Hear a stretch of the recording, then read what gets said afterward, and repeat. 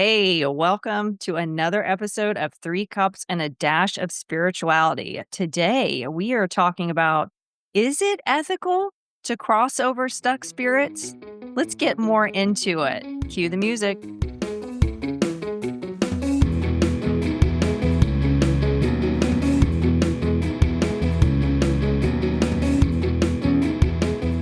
All right, this episode is going to be a lot of fun, and a lot of us have experiences on it. We are talking about, is it ethical to cross over spirits? So, a little introduction and saying hello. How's it going, Stacy and Michelle?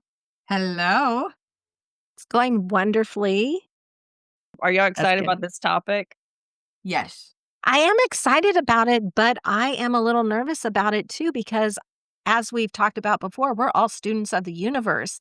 And I am trying to figure out what that looks like for me, when it is ethical and when it is maybe not ethical, or what are some of the concerns about around the ethics. I don't know what I'm trying to say.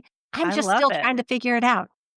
It's true. And I love being a student of the universe. Well, I think one of the hardest things for me about this topic is the ghostess of Galveston that we had. Because that is what really shifted my thoughts on transitioning and helping cross over spirits. Because as you guys experienced, because you were there, obviously I was not, the spirits that are there want to be there. So Hmm. you're not going to force them to cross if they want to continue to be present. Yeah. Yeah. And that's what the experience we had in Galveston. And talk about a shift. Talk about a shift from where, so much of the training is always about you come across a spirit, or someone who's passed, and you cross them over. That's just what you do. But then going into Galveston, it's like, well, maybe that's not what you do. So it started Mhm. this whole stream of conversation between us, also our own way of thinking about things. And it's shifted, and shift is uncomfortable. I don't know. I mean, for me, it is anyway. Well, why Um, don't we share first with our listeners, because maybe this is their first time or maybe they're new to discovering their own spirituality. What is a stuck soul? And when does a soul need to be crossed over? That's probably two questions. Can I say what I typically, used to think? yeah. I used to think they're stuck because they're confused, they're mentally ill, so that was the old paradigm way of thinking, and then it shifted. So I kind of like am agreeing with you on that shift too, because I say like there's two different reasons. Number one, choice. Our choice is to maintain, a presence on in this field or whatever you want to call it. And the other is that negative human emotion that keeps us in that Yeah. stuck space.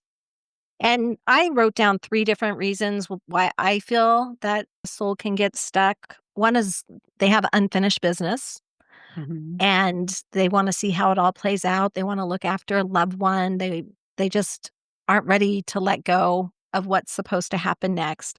The second one, as Stacy just mentioned, was fear, that lower vibrational energy of not knowing what happens next, anxiety about it, not wanting to do a life review if they think that's what comes next.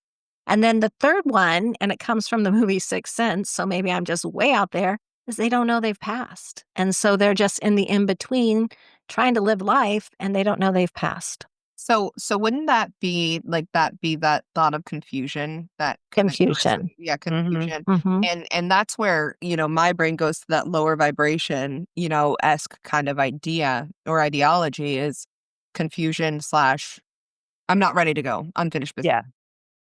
Do you want me to tell you the experience? So the experience I had that I learned, I mean, we learned in Galveston. That was my first big experience. It's kind of rude to think you're going to walk into a town and cross stuck souls over when they don't want to. And I guess we don't call them stuck. We just call them spirits, I guess, or Earthbound, maybe. Earthbound. earthbound or human imprints. I don't know. But I had a ghost app for when we do paranormal traveling. It wouldn't work wherever we were at last time, Michelle. It was like, I cannot believe I downloaded so many, like, it's not working. And then all of a sudden I got an alert one day and I was like, what? That's weird. And I got on and I was like, okay, I started communicating and she was telling me everything about herself. And like, date of birth, how she passed, what, all kinds of stuff. And on the app, talking to her during the app, I said, "Do you like being dead?" And she's like, "Yes." She said it just like this, "All fun, no work." And I was like, "Well, okay, telling me more." If I was like, "You know what? I'm just going to tap in and see you. So I see if this is real." And I tapped in and lo and behold, she's super happy, very nice, happy. And she had a metal shrapple in her head. And I was like, "Oh, I don't know about this. Let's just look you up. Let me take all the information you gave me from the Ghost app, what you're showing me here." And there she was, woman passed away, a metal shrapnel went through the window, and they talked about her how she would work this, big extensive executive position. She was on 6 boards, 6 I mean, I was around 5 to 7 boards.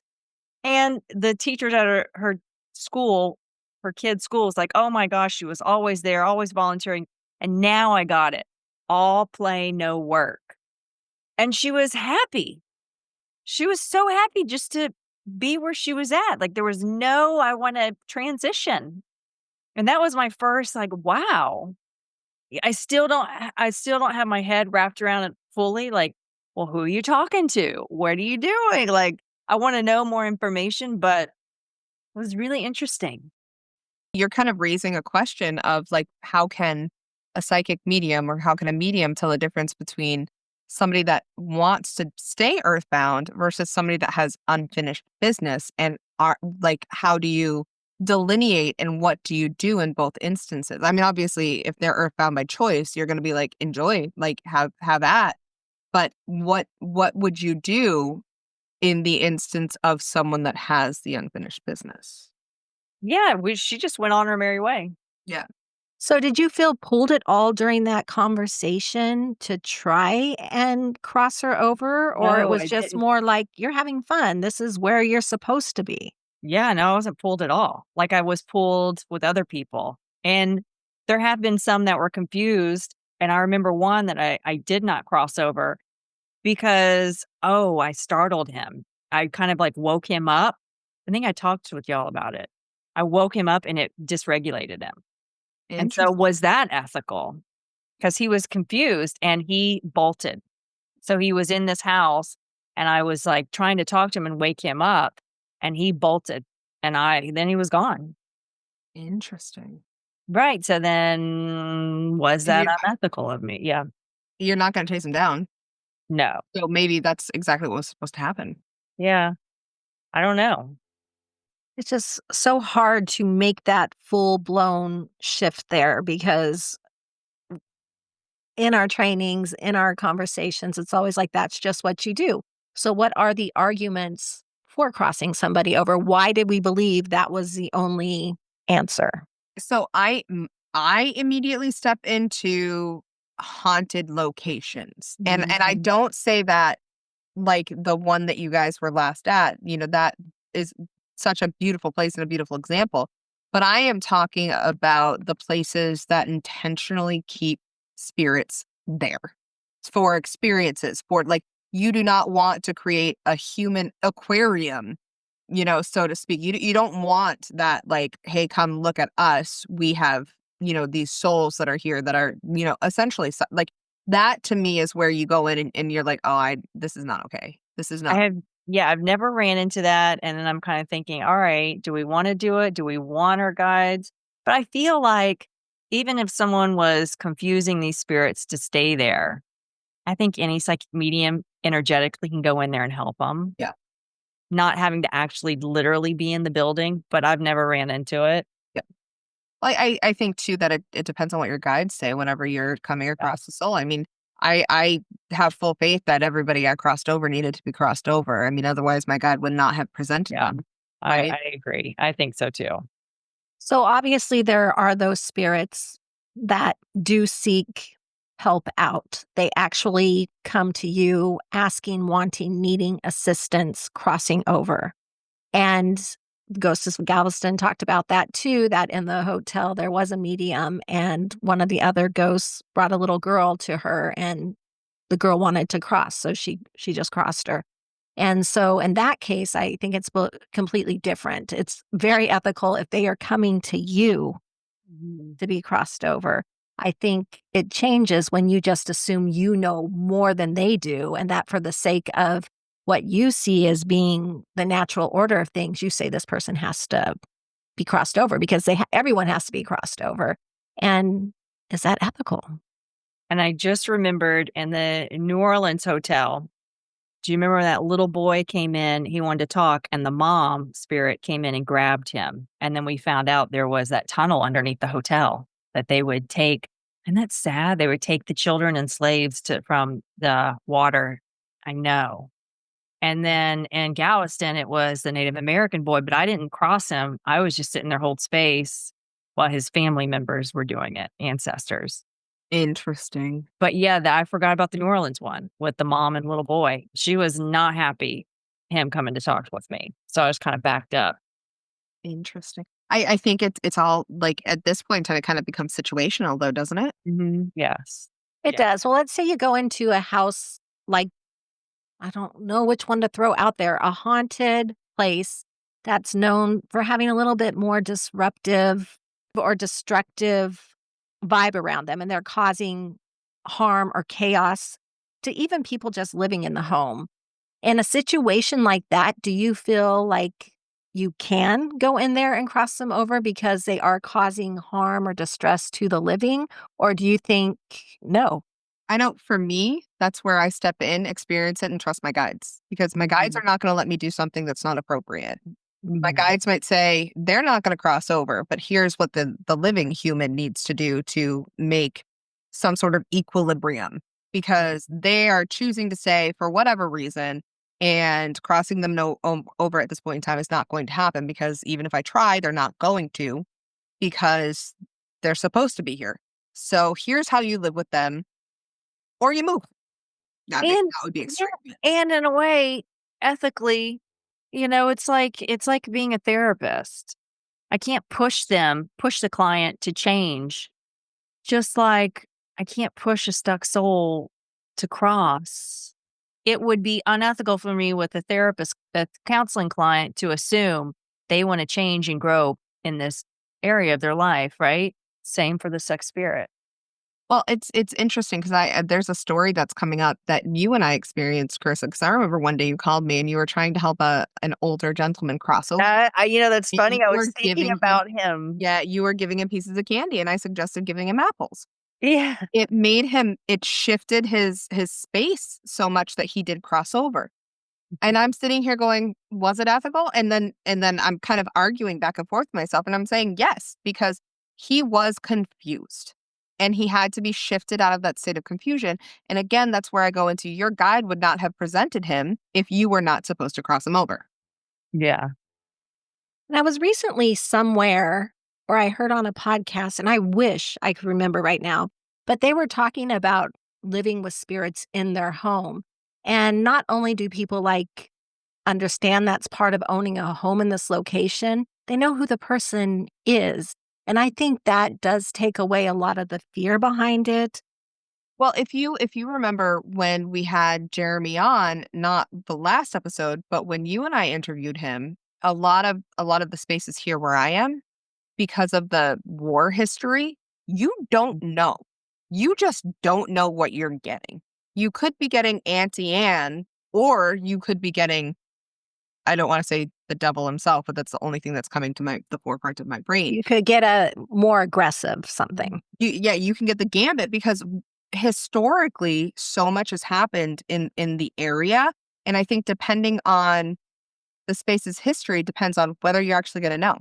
Is it a house that was built in the 1800s and you can actually follow its lineage? And like it was little Samantha Jean or something like that that's coming to visit in your bedroom and it's cool because you just know she's there. Or is it, a disrupted soul that was hurt and is not aware of where they are? Does that make sense? Like I think there's such a different almost feel to location-based stuff too. Yeah, that's why I love the traveling part. Yeah, that's why I love that. It's so unique, and there's, one person has a completely different culture than the person that they're talking about. We have how many billion of people on this earth? So then think about when you go into a city with all that culture, and it just changes. Yeah. Are there arguments, again, for crossing people over? Like, I've been thinking about it if they come to you. I think, yes. I think a lot of people step into that want or that need or that feeling like they have to cross someone over, generally because they're coming from a place of compassion, a place of empathy, just wanting to do best for that soul. If they want to annoy you, there are some that are pesky. I just say, do you want to cross or you want to go? Sometimes that gets them to get the hell out of my house. You have a choice. Choice number 1 is I'm going to help you cross over. Choice number 2 is you just leave my house. Like that's it. That's it. It's like offering a toddler the choice of 2 different things that you want them to use. You can wear these pants or these pants, but you're wearing pants. Right. Either way. And something else that this has got my mind thinking about is soul contracts. Maybe that is part of their soul contract to remain earthbound. So who are we to go in there and just think we know best and cross them over just because we feel like we need to? If you recall, I know we talked about it on an episode. I don't exactly remember when. I have met Earth Keepers who intentionally were staying to protect the area that they passed in because it was culturally significant when they were here or when they are here, if we're talking about time and all of that jazz again. But they're protectors of the land. Yeah. And we did come across one of those in Atchison, Kansas, also an earth keeper. Again, we didn't clear anything there. We didn't, but that earth keeper stepped up and there was a shift. There felt like there was a shift. Yeah, it's like, you don't belong here. You're not supposed to be clearing this out. Leave me alone. Like, let me do my job. Yeah. And I remember having that experience because it literally felt like somebody would like put their hand in front of my face and was like, you stop. You stop. And again, that's where I step in and trust my guides.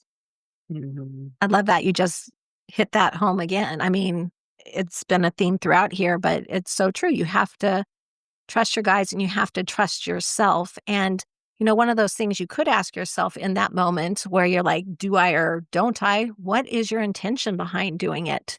Is it for helping someone or is there another intention? Because I guarantee you there are people out there who have the intention that is not positive to keep people earthbound or spirits earthbound for one of those places where, you know what I'm saying? I'm just rambling. Or they want to show off if they go, well, I'll cross these people. I can do this. Yeah. I'm doing it for me, not for the soul. Exactly. And we have to remember each of us, again, have our own soul contracts. We all have a different need that we need to fill. And we've really got to think of the, how do you say it? The autonomy of the soul. Like it was a person that has passed. It did have a life and feelings about things. And who are we just to step in there and say your feelings don't count or they don't matter? Well, it's not a thing, right? It's not, something that you can toss in a fire. No. It's somebody's Aunt Mildred. It's somebody's uncle. And you have to start thinking about it from the humanistic perspective, because if you take the human out of it, then it becomes a thing. And I think as soon as we turn people into things, we set ourselves up for failure all across the board. And I love that. We set ourselves up for failures across the board. And I love the autonomy of the soul. It's really pretty. And then maybe think of this too. Is there a chain reaction of some sort? If you go in there and you think you know what to do and you cross someone over without asking to know where they are, what they want to do, maybe that affects other living people. Maybe it affects other people who have passed. I mean, there's so much that we don't even know that, again, stepping in, trusting your guides, trusting what you've learned, your intention, it's also important. And that's where, like, I look back at my crossing over history and I have to trust that my guide would not have presented me with something that was not supposed to be crossed over. Because then, I think about people with unfinished business, for example.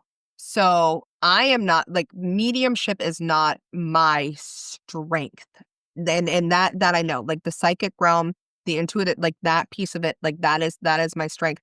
But because mediumship is not my absolute strength, if people have unfinished business, they're most likely not coming to me anyways, because they know that I might not, it might not click in my brain. It might not, I might be very well connected with my guide, but there could be that piece that's kind of that sliver that's missing. Does that? Yeah. So definitely something I never want to experience what I'm going to talk about next. I do not welcome it into my life. I do not want to experience it. I'm throwing it out there to the universe. They'll match my energy. But, we cross people over because they come to us and ask for us. Would it be ethical, like in a situation? I know we kind of talked about they're pestering people or they're just kind of a nuisance. But in the case of an exorcism or something, would it be ethical? I mean, you have to get rid of it because it's causing physical harm and danger to the right? Do we? I think maybe we want to experience this so I can, because I don't know. Again, I don't want to experience it. well, I don't want to experience it myself, but I'm a skeptic and I really got to see it before I can believe it. Even see it in my mind's eye. So maybe we travel to see it, something appears and we get to experience that because I don't know, maybe it's so rare we'll never see it. And that could be. I don't know if I don't know, I guess what I'm trying to say is how I would feel in that situation where someone is physically being caused harm. Yeah, I would not be Does happy. that shift responsibility back to like, okay, we just got to cross you now to protect the living, basically, or to protect a location? I don't know. See, that's one of the things we're learning. We're always evolving. We're always changing. And that's one of the sticking points for me because if they come to me, yes, no brainer, they're asking me. But if I come to a situation, again, trust your guides.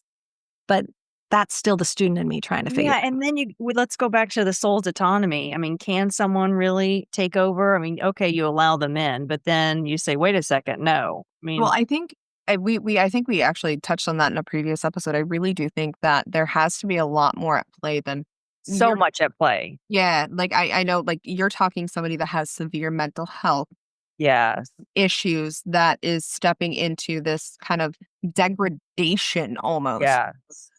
I've always understood like it has to be essentially like so many things line up so perfectly that it happens.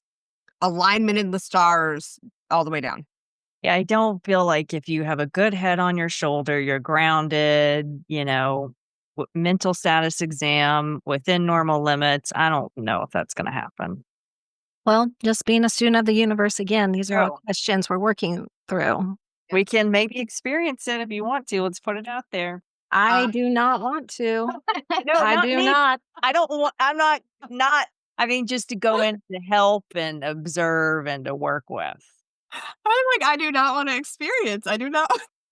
I am the kind of person though, I want to pull back the curtain on everything in life. So I will pull back the curtain, but I do not want to experience it in my human body. no, I know not in my human body, but in the room with someone else and help and observe and view. Yeah, I do it. Well, is there anything else either of you would like to share about crossing souls over, how you feel about it, the ethics behind it, anything like that? No. I got none. Hi, everyone. It's Michelle, and we just finished recording this episode, but it didn't feel complete to me. So there were a couple things that I wanted to share. Before we close out this episode, I think I need to take a quick minute to recap everything we've been talking about, which is, of course, crossing spirits over and is it ethical? Now, I want to remind everybody listening that we're all students of the universe.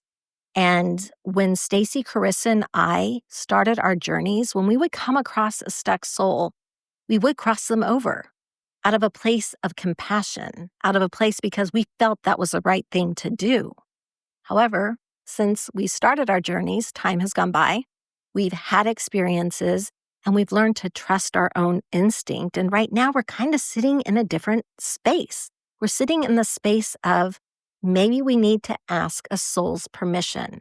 Because who knows, maybe the soul is having the best time it has ever had in the in-between. Or maybe it's part of their soul contract, but we don't know if we just go in assuming we're going to cross. So we would like to get permission when possible. And of course, you're going to come across those stuck souls that are confused. And I really do feel it's okay to have those conversations to see if you can talk through it and what they really want to do, because maybe they don't know. And I think that's okay. But you still have to have the conversation. You just can't assume you're going to cross everybody over. But that's where we're sitting now. And that has been over a period of time we've gotten there. And I'm sure as time goes on, that is going to change too, because nothing stays the same as a student. You're always learning and taking in more information. And I will tell you, I don't know exactly how I feel about all this. I am really struggling with what do you do when you come across a soul that is kind of harassing or giving a living person a hard time? Because I still feel like you need to get in there and help, but what does that look like? What does that feel like? I don't know. So I'm going to follow my gut instinct. I'm going to listen to my guides. And that's the best I can do right now, because when you're doing something from a place of good intention, from a pure heart, I really don't think you can go wrong, no matter what camp you're in. I know some people will still cross souls over, and that's okay. And I know some people will ask permission, and that's okay too. It's really where you are on your journey and what you're feeling in your heart. Just make sure, again, the intent is right. And I just want to briefly touch on clearing houses too, which is different than crossing over, because when I think of clearing, it's going in and removing stagnant energy or a traumatic event or something that space is holding on to. And I think with the permission of the homeowner, you can do that, because you're not taking anything away from an intelligent soul, a soul that can think. You're just going in there and you're removing energy. You're rebalancing the space with love and peace. And I think that's okay. So, Stacy, would you now please close out the episode? Stay classy. Stay sassy. And stay badassy. Until next time, bye everyone. Bye.